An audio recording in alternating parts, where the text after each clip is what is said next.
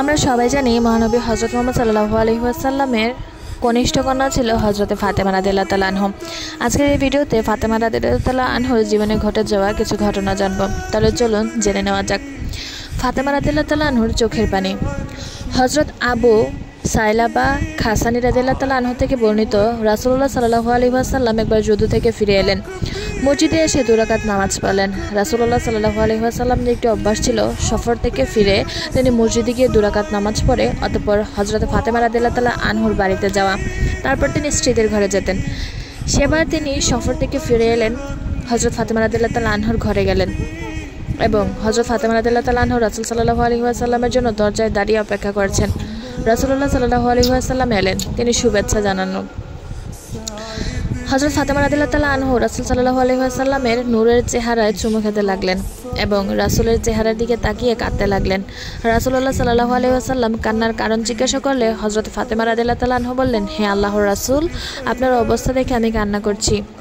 সফরের কষ্টের কারণে আপনার চেহারা মলিন দেখাচ্ছে, আপনার কাপড় পুরাতন হয়ে গেছে। এই কথা শুনে রাসূল সাল্লাল্লাহু আলাইহি ওয়াসাল্লাম বলেন, ফাতেমা, কান্না করো না। আল্লাহ তাআলা তোমার বাবাকে এমন দিন দান করেছেন যা প্রতিটি পাকা কাঁচা ঘর এবং বেড়ার লোমের তাঁবুতে অবশ্যই প্রবেশ করাবেন।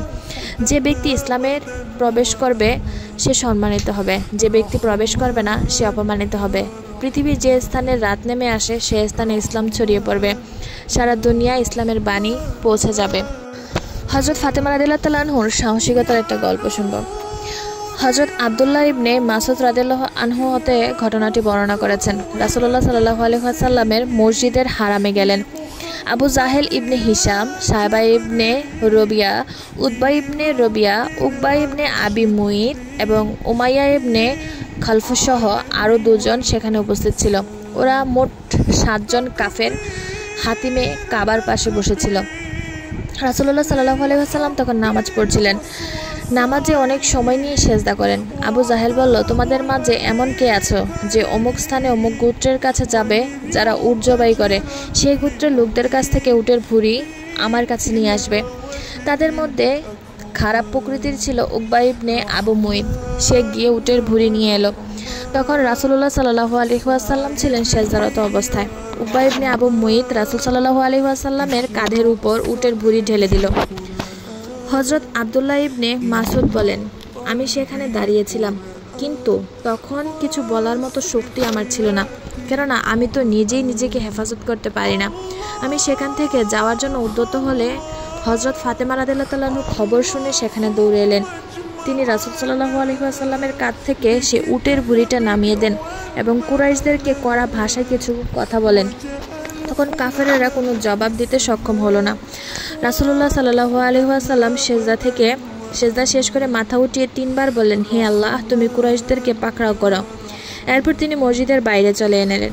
এমত অবস্থায় রাস্তার চাবুক বগল দাবা করে আসা আবুল বক্তরের সঙ্গে রাসূলুল্লাহ সাল্লাল্লাহু আলাইহি ওয়াসাল্লামের সাক্ষাৎ হয়। সে রাসূল সাল্লাল্লাহু আলাইহি ওয়াসাল্লামকে মলিন চেহারা দেখে জিজ্ঞাসা করলেন, আপনার কি হয়েছে? রাসূল সাল্লাল্লাহু আলাইহি ওয়াসাল্লাম বললেন, আমাকে যেতে দাও। সে বলল, আল্লাহ তাআলা জানেন, আপনাকে আমি ওই সময় পর্যন্ত যেতে দেব না যতক্ষণ পর্যন্ত না আপনি আমাকে না বলেন যে আপনার কি হয়েছে।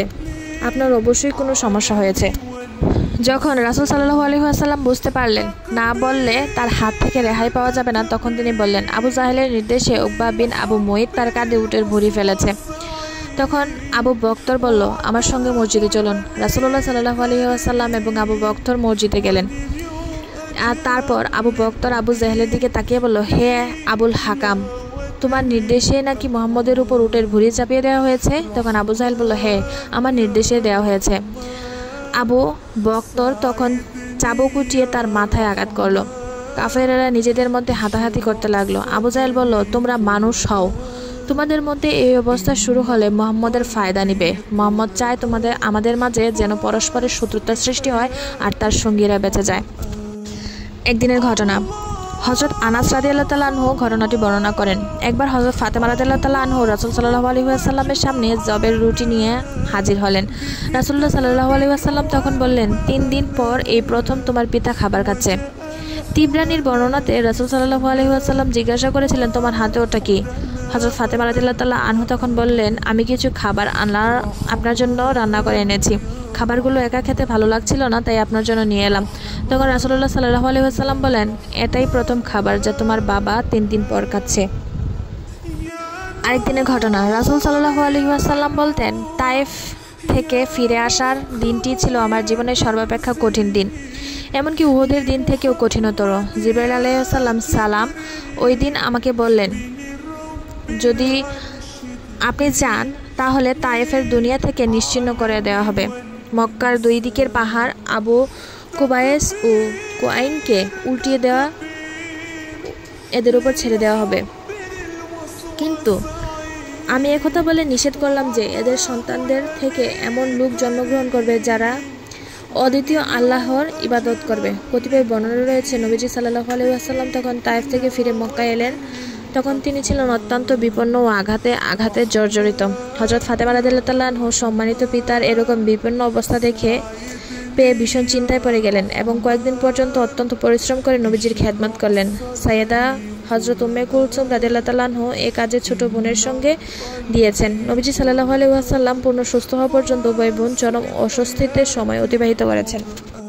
ফাতেমা রাদিয়াল্লাহু তাআলা আনহুর মেধা ছিল খুবই প্রখর। শিশুকালে তিনি মাঝে মাঝে রাসূল সাল্লাল্লাহু আলাইহি ওয়াসাল্লাম এবং উম্মুল মুমিনিন হযরত খাদিজাতুল কুবরা রাদিয়াল্লাহু তাআলা আনহাকে এমন সব সূক্ষ্ম প্রশ্ন করতেন যাতে তার তীক্ষ্ণ মেধা ও বুদ্ধির পরিচয় পাওয়া যেত। একদিনের ঘটনা, ফাতেমা রাদিয়াল্লাহু তাআলা আনহা তার মা খাদিজা রাদিয়াল্লাহু তাআলা আনহাকে জিজ্ঞাসা করেন, আম্মা জান, আল্লাহ তাআলা আমাদেরকে সৃষ্টি করেছেন, দুনিয়াতে সবকিছু করেছেন, আল্লাহ কি দেখা যায়? উম্মুল মুমিনিন হযরত খাদিজাতুল কুবরা রাদিয়াল্লাহু তাআলা আনহা বললেন, হে আমার মেয়ে, আমরা যদি দুনিয়াতে আল্লাহ তাআলার ইবাদত করি, মানুষের সঙ্গে ভালো আচরণ করি, হারাম জিনিস থেকে দূরে থাকি, আল্লাহর সঙ্গে অন্য কাউকে শরীক না করি, তাকে একমাত্র ইবাদত হকদার বলে মনে করি, আল্লাহ রাসূলের উপর ঈমান রাখি, তাহলে আল্লাহ তাআলা আমাদেরকে অবশ্যই তার দিদার দিবেন। আমরা তার দিদার লাভে ধন্য হব, অর্থাৎ আমরা আল্লাহকে দেখতে পাবো। রাসূলুল্লাহ সাল্লাল্লাহু আলাইহি ওয়াসাল্লাম ঘরে এলেন। ফাতেমা রাদিয়াল্লাহু তাআলা আনহাকে এমন কিছু বিষয় শিক্ষা দিতেন যাতে আল্লাহকে চেনা যায়, মানুষের সঙ্গে ভালো আচরণ করা যায়। আল্লাহ তাআলা তাকে প্রখর মেধা দান করেছিলেন। তিনি যে কথা একবার শুনতেন তা সবসময় মনে রাখতে পারতেন। রাসূলুল্লাহ সাল্লাল্লাহু আলাইহি ওয়াসাল্লাম ঘর থেকে বের হয়ে যেতেন, তখন ফাতেমা রাদিয়াল্লাহু তাআলা আনহাকে খাদিজা রাদিয়াল্লাহু তাআলা আনহা জিজ্ঞাসা করতেন, তোমার বাবা তোমাকে আজ কি শিখিয়েছেন? তখন ফাতেমা রাদিয়াল্লাহু তাআলা আনহা তখনই সব কিছু বলে দিতেন। একদিন রাসূল সাল্লাল্লাহু আলাইহি ওয়াসাল্লাম হযরত ফাতেমা রাদিয়াল্লাহু তাআলা আনহাকে জিজ্ঞাসা করলেন, হে ফাতেমা, তুমি কি বলতে পারো মহিলাদের সবচেয়ে ভালো গুণ কোনটি? হযরত ফাতেমা রাদিয়াল্লাহু তাআলা আনহা বললেন, মহিলাদের সবচেয়ে ভালো গুণ হলো সে কোনো ভিন্ন পুরুষ দেখবে না, আর কোনো ভিন্ন পুরুষও তাকে দেখবে না, অর্থাৎ সে এমনভাবে চলবে যেন অন্য কোনো পুরুষ তাকে দেখতে না পায়। হযরত ফাতেমা রাদিয়াল্লাহু তাআলা আনহা পিতার বাড়ি থেকে বিদায় নিলেন। স্বামীর বাড়িতে গিয়ে যে ঘরে বসবাস করতে লাগলেন তা ছিল রাসূল সাল্লাল্লাহু আলাইহি ওয়াসাল্লামের ঘর থেকে কিছুটা দূরে। রাসূল সাল্লাল্লাহু আলাইহি ওয়াসাল্লাম সেখানে আসা যাওয়া করতে কষ্ট হয়। একদিন রাসূল সাল্লাল্লাহু আলাইহি ওয়াসাল্লাম বলেন, ফাতেমা, তোমার কাছে তো আমার প্রায়শই আসতে হয়, তাই আমি চাই তুমি আমার কাছাকাছি চলে আসো। তখন হযরত ফাতেমা রাদিয়াল্লাহু তাআলা আনহা বলেন, আমার পাশে হারেসা বিন নোমানের প্রচুর জায়গা রয়েছে, আপনি বলেন তিনি হয়তো কোনো না কোনো জায়গা খালি করে দেবেন। তখন হযরত হারেস বিন নোমান রাদিয়াল্লাহু তাআলা আনহুর একজন ধনী সাহাবী ছিলেন। তিনি অনেক জায়গার মালিক ছিলেন। রাসূল সাল্লাল্লাহু আলাইহি ওয়াসাল্লামের মদিনা হিজরতের পর রাসূল সাল্লাল্লাহু আলাইহি ওয়াসাল্লামকে উপঢৌকন হিসেবে বেশ কিছু জায়গা দিয়েছিলেন।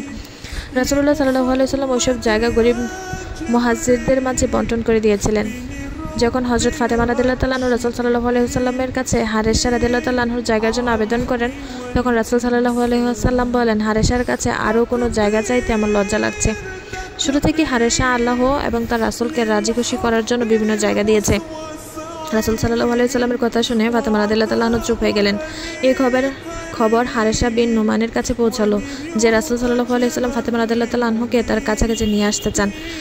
হযরত হারেসা রাদিয়াল্লাহু তাআলা আনহু একজন একনিষ্ঠ পরোপকারী সাহাবী ছিলেন। তিনি এই খবর শুনে দিশেহারা হয়ে দৌড়াতে দৌড়াতে রাসূল সাল্লাল্লাহু আলাইহি ওয়াসাল্লামের দরবারে উপস্থিত হয়ে বললেন, হে আল্লাহর রাসূল, আমি শুনতে পেরেছি আপনি ফাতেমাকে আপনার কাছাকাছি নিয়ে আসতে চান, কিন্তু জায়গার অভাবে আনতে পারছেন না। আমি আপনার জন্য এই জায়গা খালি করে দিলাম, আপনি ফাতেমাকে এখানে নিয়ে আসুন।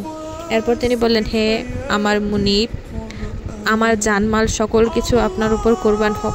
আল্লাহর কসম, যে জিনিস আল্লাহ রাসূল সাল্লাল্লাহু আলাইহি ওয়াসাল্লাম আমার কাছ থেকে চেয়ে নেবেন তা আমার কাছে থাকার চেয়ে রাসূলের কাছে থাকাই আমার অধিক পছন্দনীয়।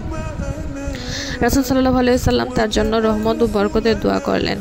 আরেকটা বর্ণনায় এরকম উল্লেখ আছে যে রাসূল সাল্লাল্লাহু আলাইহি ওয়াসাল্লাম হযরত হারেসার উত্তরে বললেন, তুমি সত্য বলেছ, আল্লাহ তোমাকে কল্যাণ ও বরকত দান করুক। এরপর রাসূল সাল্লাল্লাহু আলাইহি ওয়াসাল্লাম হযরত আলী রাদিয়াল্লাহু তাআলা আনহুকে ও ফাতেমা রাদিয়াল্লাহু তাআলা আনহুকে নিজের কাছাকাছি থাকার ব্যবস্থা করে দিলেন।